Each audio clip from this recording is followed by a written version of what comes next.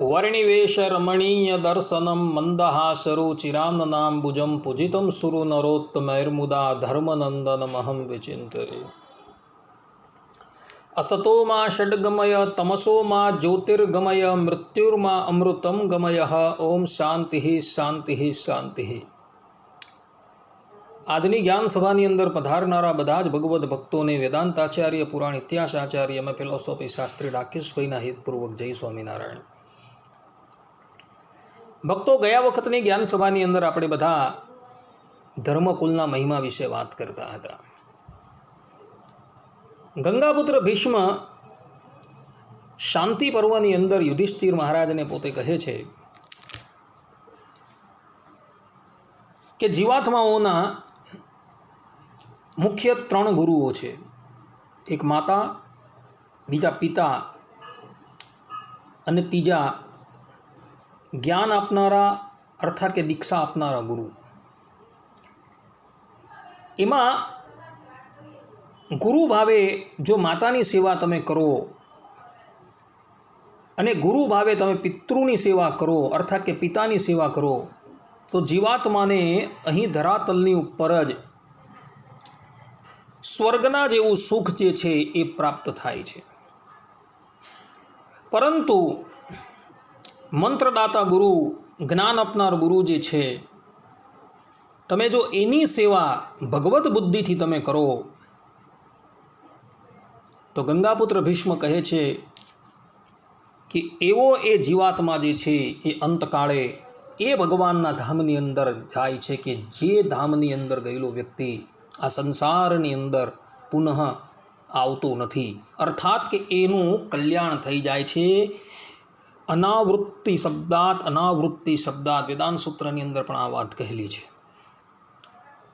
કહેવાનું તાત્પર્ય એ કે ગુરુની સેવા કરવાથી, કેવલ ગુરુની સેવાથી, ભગવત બુદ્ધિથી જો તમે ગુરુની સેવા કરો તો જીવાત્મા જે છે એ ભગવાનના એ ધામની અંદર જાય છે કે જે ધામમાં ગયેલો વ્યક્તિ આ સંસારની અંદર ક્યારેય પણ આવતો નથી।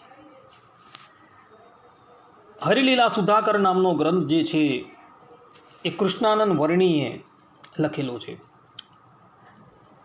આ ગ્રંથની અંદર પણ એઓએ આચાર્યનો બહુ મહિમા લખેલો છે। હરિલીલા સુધાકર ગ્રંથની અંદર અધ્યાય 98ની અંદર કૃષ્ણાનંદ વર્ણી પોતે કહી રહ્યા છે કે આચાર્યોનું પૂજન, અર્ચન, અર્પણ જે કાંઈ કરશો તેને હું સ્વીકારીશ, જે કાંઈ અર્પણ કરશો તેને હું અંગીકાર કરીશ, જે કાંઈ અર્પણ કરશો તેને મારા આશ્રિતો પાસેથી એમના દ્વારા હું જ સ્વીકારીશ। મારા સ્થાપેલા ઉદ્ધવ સંપ્રદાયના આશ્રિત એવા આ લોકમાં મારી આજ્ઞા મુજબ આચાર્યોની આજ્ઞા માનવી, તે પ્રમાણે વર્તશે તે જરૂર મારા ધામને પામશે। શ્રી હરિનારાયણ મુનિ ભગવાને સર્વ જીવોના કલ્યાણ માટે પ્રસન્ન થઈને પોતાના સ્થાન ઉપર બંને પુત્રોને સ્થાપન કર્યા છે। અહીં સ્પષ્ટ રૂપે કહ્યું છે કે આચાર્ય મહારાજને તમે જે પણ કંઈક અન્ન છે, ધન છે, વસ્ત્ર છે એ અર્પણ કરશો, એ બધી જ વસ્તુ જે છે એ ભગવાનને અર્પણ કર્યા બરાબર થશે, એવું અહીં વર્ણીજી પોતે લખી રહ્યા છે। ભગવાન શ્રી હરિ અગાડી પણ કહે છે કે અમે સ્થાપન કરેલા અર્થાત કે પ્રવર્તન કરેલા આ ઉદ્ધવ સંપ્રદાયની અંદર જે પણ કોઈક લોકો આચાર્યની આજ્ઞા માનશે અને તે પ્રમાણે જો વર્તશે તો એ લોકો અવશ્ય અંતે મારા ધામની અંદર આવશે, એવું અહીં સ્પષ્ટ રૂપે કહ્યું છે। આ ઉપરાંત 101મા અધ્યાયની અંદર વર્ણીજી પોતે લખે છે કે મારા આશ્રિતોએ મારા ચરણોનો આશ્રય કરીને ભજન કરવું અને અમે સ્થાપન કરેલા આચાર્યની આજ્ઞાનું પાલન કરવું તથા તેમની પાસેથી જ્ઞાન મેળવવું અને તે પ્રમાણે સત્સંગનો આશ્રય કરીને મારી ભક્તિ કરવી। અહીં પણ ભગવાન સ્વામિનારાયણ કહી રહ્યા છે કે અમારા આશ્રિતોએ આચાર્યના ચરણનો આશ્રય કરવાનો છે તથા એમની આજ્ઞાનું પાલન કરવાનું છે અને એમની પાસેથી જ્ઞાન ગ્રહણ કરવાનું છે, અર્થાત કે જ્ઞાન અને મંત્ર દીક્ષા જે છે એ એમની પાસેથી જ ગ્રહણ કરવાની છે, એવી ભગવાન સ્વામિનારાયણની આજ્ઞા છે. એને કૃષ્ણાનંદ વર્ણી જે છે અહીં કહી રહ્યા છે. માટે ભક્તો આ વાત ખાસ ધ્યાન રાખજો. આ ઉપરાંત પુરુષોત્તમ ચરિત્ર નામના ગ્રંથની અંદર દેવાનંદ સ્વામીના શિષ્ય દલપતરામ કવિ ધર્મકુળનો મહિમા વર્ણવતા પોતે કહી રહ્યા છે, મમ સ્થાપિત આચારજ દોઈ જાનહુ તુમ સબકે ગુરુ સોઈ માનહુ ઇનકુ સકલ સુજાના રહના શિક્ષા પત્રી પ્રમાના. આ પ્રમાણે પુરુષોત્તમ ચરિત્રના 135મા અધ્યાયની અંદર 58-59મી ચોપાઈની અંદર દલપતરામ કવિ પણ સ્પષ્ટ રૂપે કહે છે કે ભગવાન સ્વામિનારાયણે આજ્ઞા કરેલી છે કે અમે સ્થાપન કરેલા જે આચાર્ય જે છે તેની આજ્ઞા પ્રમાણે રહેવું. આ ઉપરાંત સદગુરુ પ્રસાદાનંદ સ્વામીએ શ્રી સ્વામિનારાયણ વિચરણ લીલામૃત નામનો એક ગ્રંથ લખેલો છે. એના વિશ્રામ 115ની અંદર સ્વામી પોતે કહે છે, અમારી ગાદી ઉપર ધર્મકુળના આચાર્યની જેમ અમારી પૂજા કરો છો તેમ ભારે ભારે વસ્ત્ર, ઘરેણાં, વાહન અને રૂપિયા તેણે કરીને પૂજા કરજો ને ઘરે પધરામણી કરાવજો ને જેમ અમને થાળ કરી જમાડો છો તેમ તેમને જમાડજો. અહીં પણ ભગવાન સ્વામિનારાયણના વાક્યોનું અનુવાદ કરતા થતા પ્રસાદાનંદ સ્વામી પોતે કહી રહ્યા છે કે અમે સ્થાપન કરેલા જે આચાર્ય જે છે તેનું વસ્ત્ર છે આભૂષણથી એમનું પૂજન કરજો અને એમના ચરણારવિંદર પોતાના ઘરની અંદર પળાવજો, અર્થાત કે એમને પોતાના ઘરે પધરાવજો અને થાળ કરી એમને જમાડજો. આ પ્રમાણેની આજ્ઞા જે છે એ ભગવાન સ્વામિનારાયણે કરેલી છે. ભક્તો, હરિસંભવ કાવ્ય, આ કાવ્ય જે છે રચનારા જે છે એ અચિંત્યાનંદ બ્રહ્મચારી છે. ભક્તો, તો હરિસંભવ કાવ્યની અંદર સર્ગ 17ની અંદર પણ અચિંત્યાનંદ બ્રહ્મચારીજી ધર્મકુળનો મહિમા ગાતા પોતે કહી રહ્યા છે. આ આખો ગ્રંથ જે છે એ સંસ્કૃતની અંદર છે ભક્તો, અને પદ્યની અંદર છે, પરંતુ હું સીધું એનો અનુવાદ કરું છું. એની અંદર અચિંત્યાનંદ બ્રહ્મચારીજી આચાર્યશ્રીનો મહિમા પોતે વર્ણવતા કહે છે કે મહાન પાપોનો નાશ કરવામાં સમર્થ દ્રષ્ટિવાળા આ ધર્મવંશ મારા આશ્રિત સાધુઓ તથા ગ્રહસ્થો બંને દ્વારા યથોચિત માન્ય અને પૂજનીય છે. તેમજ યથાશક્તિ પૂજનથી લોકો પહેલેથી જ આ સંસાર સાગર પાર ઉતરી જશે. આ ભૂમંડળમાં જનોની મુક્તિ માટે બ્રાહ્મણ સ્વરૂપમાં ધર્મવંશ ઉત્પન્ન થયું છે. ધર્મકુળમાં ઉત્પન્ન થયેલ જે બ્રાહ્મણમાં ભક્તિ અને ધર્મ તેમના વંશની સાથે નિરંતર નિવાસ કરીને રહે છે, તેમાં સર્વનિયંતા શ્રી કૃષ્ણ રહે છે. તેથી આ ધર્મવંશ ધર્મ જેમ વંદનીય છે, જેમણે અહંકાર છોડી દીધો છે તેવા તમે સર્વે દ્વારા એ પૂજનીય છે. વિષવૃક્ષ અને કલ્પતરુની જેમ અન્ય વંશ અને ધર્મવંશમાં ફેર છે. જે જનો તે બંનેને એક સરખા સમજે છે તે મારા આશ્રિતોએ તેમને વાસુદેવથી વિમુખ જાણવા. ધર્મકુળની જે જનો પુષ્પ, ચંદન, વસ્ત્ર, અલંકાર વડે આ લોકમાં પૂજા કરશે તેઓ નામિકવાળી હોળી દ્વારા જેમ સમુદ્ર પાર થઈ શકે છે તેમ આ ભવસાગરને પાર કરશે. આ ધર્મકુળને આશ્રિત જે મનુષ્ય ધર્મકુળની પૂજા કરશે તે શ્રી કૃષ્ણની પૂજાનું ફલ પામશે, અને આ અત્યંત પવિત્ર વંશ તેને યમરાજના ભયથી મુકાવશે. અનુપમ પ્રતાપવાળા ભગવાન શ્રી વાસુદેવ આ શરીરના અંત સમયે ધર્મકુળના આશ્રિતોને તેમનું દર્શન નિશ્ચય આપશે અને તે ધર્મકુળના આશ્રિતોને સંસારથી મુક્ત કરીને તેમના પરમપદ એવા અક્ષરધામને પમાડશે. અહીં અચિંત્યાનંદ બ્રહ્મચારીજીએ ધર્મકુળનો અતિશય મહિમા જે છે એ હરિસંભવ કાવ્ય સર્ગ 17ની અંદર વર્ણવેલો છે. આ હરિસંભવ કાવ્ય જે છે, જેના પ્રકાશક જે છે એ ગાંધીનગર ગુરુકુલના એક મહાન વિદ્વાન શ્રી હરિપ્રકાશ શાસ્ત્રીજી છે.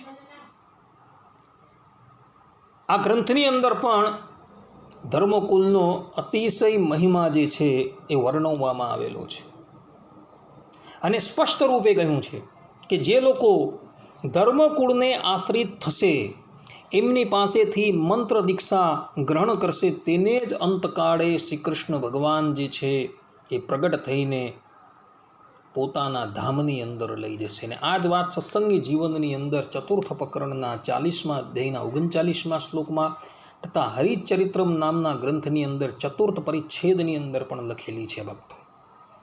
માટે જે લોકો ધર્મકુળને આશ્રિત છે, ધર્મકુળ એટલે કેટલાક લોકો જે છે એ ધર્મકુળનો અર્થ બહુ વિપરીત કરી રહ્યા છે. ધર્મકુળનો અર્થ જે છે એ ઉદ્ધવ સંપ્રદાયથી બહિર્મુખ થઈ ગયા જે છે તે લોકો એવું કહે છે કે ભાઈ સમ દમ શાંતિ તિતિક્ષા ઇત્યાદિ જે ધર્મના ગુણ છે એનો જે વંશ જે છે એ ધર્મકુળ. પરંતુ આ વાત સંપૂર્ણપણે ઉદ્ધવ સંપ્રદાયના માન્ય પ્રબંધથી વિરુદ્ધ છે ભક્તો. અહીં અચિંત્યાનંદ બ્રહ્મચારીએ આ ધર્મકુળનો અર્થ ભગવાન સ્વામિનારાયણ અને ધર્મદેવ જે કુળની અંદર પ્રગટ થયા તેના પર ઘટાવે છે. આ ઉપરાંત વડતાલના 18મા વચનામૃતની અંદર પણ ભગવાન સ્વામિનારાયણે જે વાત કરેલી છે અને એ વચનામૃતનું સંસ્કૃત રૂપાંતર સતાનંદ સ્વામીએ કરેલું છે અને એના પર રઘુવીરજી મહારાજે સેતુમાલા ટીકા કરેલી છે. તેની અંદર પણ જે ધર્મકુળના જે શબ્દો આવે છે ને તેના અર્થ રઘુવીરજી મહારાજે સ્પષ્ટ રૂપે કહ્યું છે કે ભગવાન સ્વામિનારાયણ અને ધર્મદેવ જે કુળમાં પ્રગટ થયા તે ધર્મકુળ જાણવું. એટલે જે લોકો ધર્મકુળનો અર્થ વિપરીત કરે છે એ બધા જ મતનો નિરાશ જે છે એ રઘુવીરજી મહારાજે તથા ભગવાન સ્વામિનારાયણે વચનામૃતની અંદર તથા હરિવાક્ય સુદાસિંધુની અંદર અને આ હરિસંભવ કાવ્યની અંદર અચિંત્યાનંદ બ્રહ્મચારીજીએ કરી લીધેલું છે. માટે ભક્તો હંમેશા ધર્મકુળને આશ્રિત રહેજો, તેની અંદર જ આપણું કલ્યાણ છે. આ ઉપરાંત ઉત્તર દેશની ગાદીની અંદર જે એક મહાન વિદ્વાન થઈ ગયા જેનું નામ હતું વાસુદેવાનંદ બ્રહ્મચારી. એ વાસુદેવાનંદ બ્રહ્મચારીજીએ સત્સંગી ભૂષણ નામનો ગ્રંથ લખેલો છે. આ સત્સંગી ભૂષણની અંદર પણ અંશ 5ની અંદર અધ્યાય 19ની અંદર બ્રહ્મચારી જે છે એ ધર્મકુલનો મહિમા ગાતા પોતે 15મા શ્લોકની અંદર સ્પષ્ટ રૂપે કહે છે કે આ બંને આચાર્યના વંશજોનો આશ્રય જે જને કરેલો છે, અર્થાત કે જે જનો આ ધર્મકુળના જે આચાર્યના વંશની અંદર થનારા આચાર્યનો આશ્રય કરશે તેને હું મારા અક્ષરધામમાં જરૂર લઈ જવીશ. આ ઉપરાંત અંશ 5 અધ્યાય 19ના 37મા શ્લોકની અંદર વાસુદેવાનંદ બ્રહ્મચારીજી પોતે કહે છે, તમે સર્વે ધ્યાન દઈ અમૃત તુલ્ય મારું વચન સાંભળો કે અમે આ બે આચાર્યો અમારા સ્થાનકે સ્થાપેલા છે. અર્થાત ભગવાન સ્વામિનારાયણે પોતાના ઉત્તરાધિકારી તરીકે પોતાના જ વંશના પોતાના જ ભાઈઓના 2 દીકરા જે છે તેનું સ્થાપન કરેલું છે. 38મા શ્લોકની અંદર બ્રહ્મચારીજી પોતે કહે છે, તેથી સંત વર્ણી પાર્ષદો અને બીજા સર્વ ભક્તજનોએ તે બંને આચાર્યોની આજ્ઞા મારી આજ્ઞાની માફક જ સર્વ પ્રકારે પ્રયત્નપૂર્વક પાલન કરવી. જો જે કોઈ મારો આશ્રિત જન તે આચાર્યની આજ્ઞાને ઉલ્લંઘન કરશે તો તે જન જરૂર અધોગતિને પામશે. અહીં વાસુદેવાનંદ બ્રહ્મચારીજીએ સ્પષ્ટ રૂપે કહ્યું છે કે બધાએ આચાર્ય મહારાજની આજ્ઞાની અંદર રહેવાનું છે. જે પણ કોઈક વ્યક્તિ આચાર્યની આજ્ઞાથી વિરુદ્ધમાં જશે એ બધા જ અધોગતિને પામશે એવું બ્રહ્મચારીજી અહીં કહી રહ્યા છે ભક્તો. 40મા શ્લોકની અંદર બ્રહ્મચારીજી પોતે કહે છે, તેથી મારી પૂજાથી જેમ કલ્યાણ થાય તેમજ તે બંને આચાર્યોના પણ પૂજનથી જરૂર કલ્યાણ થાય તેમાં જરા પણ સંદેહ નથી. ભગવાન સ્વામિનારાયણ પોતે કહી રહ્યા છે કે જે પ્રમાણે તમે મારી પૂજા કરો છો, અત્યારે હું મનુષ્ય રૂપ ધારણ કરીને તમારી સન્મુખ ઊભો છું, તો મારી પૂજા કરવાથી તથા મારા ગયા બાદ મારી અર્ચા એની પૂજા કરવાથી તમારું પરમ કલ્યાણ થાય છે. તે જ પ્રમાણે તમે બધા જો આચાર્યની પૂજા કરશો તો તમારા બધાનું કલ્યાણ થશે એવું ભગવાન સ્વામિનારાયણ અહીં કહી રહ્યા છે. આ ઉપરાંત સત્સંગી ભૂષણ અંશ 5 અધ્યાય 20ના 36મા શ્લોકની અંદર વાસુદેવાનંદ બ્રહ્મચારીજી પોતે કહી રહ્યા છે કે તમારા આચાર્યનું મારી માફક જ સન્માન કરજો. અમારી જે પ્રમાણે પૂજા કરો છો તેમજ તેમની પણ પૂજા કરજો. અહીં પણ ભગવાન સ્વામિનારાયણના વાક્યોનો અનુવાદ કરતા થકા બ્રહ્મચારીજી પોતે કહી રહ્યા છે કે જે પ્રમાણે તમે બધા અમારું સન્માન કરો છો અને પૂજા કરો છો તે જ પ્રમાણે તમે બધા આચાર્ય મહારાજનું પણ સન્માન કરજો અને એની પૂજા કરજો. આ પ્રમાણે સ્પષ્ટ રૂપે કહ્યું છે. માટે ભક્તો હંમેશા ધર્મની ગાદીની ઉપર જે બિરાજમાન છે, બંને દેશની જે ધર્મની ગાદી છે તેના પર જે બિરાજમાન છે તે આચાર્યનું હંમેશા સન્માન કરજો, એમની પૂજા કરજો, એમની આજ્ઞામાં રહેજો એવું અહીં બધા જ ગ્રંથોની અંદર આપણા નંદ સંતોએ કહેલું છે. પ્રાકૃત પ્રબંધોમાં પણ કહ્યું છે, સંસ્કૃત પ્રબંધોની અંદર પણ કહ્યું છે. માટે ભક્તો હંમેશા આચાર્યની અર્થાત કે ગુરુની આજ્ઞા જે છે એ પ્રમાણે પોતાનું જીવન જે છે એ વ્યતીત કરજો. રઘુવંશની અંદર કવિ કાલિદાસ 14મા સર્ગની અંદર પોતે કહે છે, આજ્ઞા ગુરુનામ અવિચારણીય, કે ગુરુની આજ્ઞા જે છે અર્થાત કે ગુરુ જે આજ્ઞા કરે એની અંદર વિચાર ન કરવો. આ પ્રમાણે કાલિદાસજી પોતે કહી રહ્યા છે. માટે આપણે ભગવાન સ્વામિનારાયણે જે પ્રમાણે કહ્યું છે તે પ્રમાણે આપણે બધાએ પણ હંમેશા ધર્મકુળને આશ્રિત રહેવાનું છે. ધર્મકુલના જે ગાદીપતિ જે છે એ જે પ્રમાણે કહે એ પ્રમાણે આપણે કરવાનું છે. અન્ન છે, વસ્ત્ર છે, ધન છે, એના દ્વારા એમની પૂજા કરવાની છે. તો જ ભગવાન સ્વામિનારાયણ કહે છે કે હું તમારી ઉપર અત્યંત પ્રસન્ન થઈશ. ને જે લોકો ધર્મકુળને આશ્રિત રહેશે અને ધર્મકુલના આચાર્ય થકી મંત્ર દીક્ષા ગ્રહણ કરશે તેને જ અંતકાળે શ્રી કૃષ્ણ ભગવાન જે છે એ પોતાના ધામની અંદર લઈ જશે. આવી વાત ભગવાન સ્વામિનારાયણે કેટલાય ગ્રંથોની અંદર કહેલી છે. એટલે જે લોકો સંપ્રદાયથી બહિર્મુખ થઈ ગયા છે તેણે આ શ્રીજીના વચન જે છે એ ખાસ જોવા જેવા છે. કારણ કે એમાં સ્પષ્ટ રૂપે લખેલું છે કે જે આચાર્યનો આશ્રય કરશે અને એમાં વંશની અંદર પ્રગટ થનારા આચાર્યનો જે આશ્રય કરશે તેને જ અંતકાળે શ્રી કૃષ્ણ ભગવાન જે છે પોતાના ધામની અંદર લઈ જશે. માટે હજુ પણ સમય વહી નથી ગયો. કેટલાય મુમુક્ષુઓ જે છે એ સ્વતંત્રપણે ભજન કરતા દેખાય છે. તે લોકોને પણ ખાસ નમ્ર વિનંતી કે તાત્કાલિક તેઓ પણ આચાર્યના શરણમાં આવે અને શ્રીમદ નારાયણથી પ્રવર્તિત આ ગુરુ પરંપરાની અંદર અધ્યાપી વડતાલ દેશની પવિત્ર ગાદીની ઉપર બિરાજમાન જે આચાર્ય મહારાજ જે છે એના થકી મંત્ર દીક્ષા ગ્રહણ કરી ભગવાન શ્રી હરિના શરણમાં જતા રહે. કારણ કે ભગવાન શ્રી હરિના શરણમાં જયા વગર જીવાત્માનું ક્યારેય પણ કલ્યાણ નથી. આપણી શરણાગતિ ભક્તો જે છે એ આચાર્ય થકી છે. પહેલા મુમુક્ષુએ આચાર્યના શરણમાં જવાનું છે અને પછી આચાર્ય જે છે એ તમને ભગવાનના શરણમાં મૂકે છે. ભગવાન શ્રી હરિ જ્યારે વિદ્યમાન હતા ત્યારે સદ્વારક શરણાગતિ ન હતી, ત્યારે સીધી શરણાગતિ હતી. કારણ કે ભગવાન પોતે ધર્મની ગાદીની ઉપર બિરાજમાન હતા. એમના શરણની અંદર જે પણ કોઈક આવતા હતા ભગવાન તેને વર્તમાન ધરાવી પોતાના શરણમાં લેતા હતા.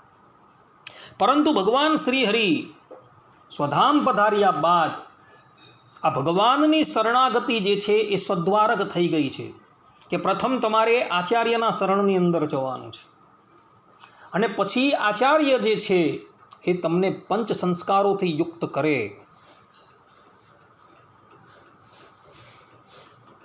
એ પંચ સંસ્કારોથી યુક્ત કરીને તમને ભગવાનના શરણની અંદર મૂકે ત્યારે તમારી શરણાગતિ જે છે એ પૂર્ણ થાય છે ભક્તો. એટલે આપણી આ જે ઉદ્ધવ સંપ્રદાયની શરણાગતિ જે છે એ આચાર્ય થકી છે ભક્તો, બીજા થકી નથી. એટલે સદ્વારક શરણાગતિ છે. માટે ભક્તો હંમેશા આ ધર્મકુલના શરણમાં રહેજો, એમની મન વાણી અને કાયથી સેવા કરજો. ક્યારેય પણ એમની વિપરીત વર્તવાનો પ્રયાસ પણ ન કરતા, મનમાં વિચારતા પણ નહીં.